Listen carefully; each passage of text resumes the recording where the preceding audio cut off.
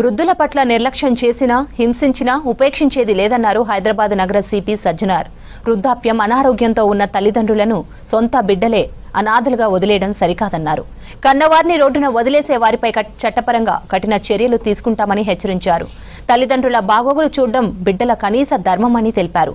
దిక్కుతోచని స్థితిలో కుమిలిపోతున్న ప్రతి వృద్ధుడికి ప్రతి తల్లికి పోలీస్ శాఖ అండగా ఉంటుందన్నారు సిపి సజ్జనార్. గత 2 నెలల నుంచి నేను రోజు చాలా మందిని ఫిర్యాదుదారులని కలవడం జరుగుతుంది.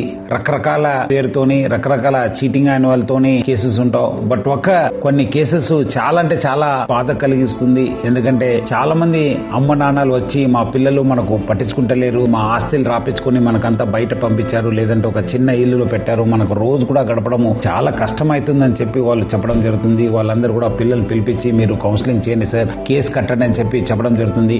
మా వంతు మనం కూడా కృషి చేయడం జరుగుతుంది, పిల్లలు పిలవడం జరుగుతుంది. లేదంటే కొంతమంది వచ్చి మనకు ఏదో ఒక మంచి వృద్ధాశ్రమంలో పెట్టండి సార్, మీరు ఒక రెఫరెన్స్ తోని మనకు అక్కడ చేరించండి అని చెప్పి కూడా చెప్పడము చాలా అంటే చాలా బాధ కలిగింది.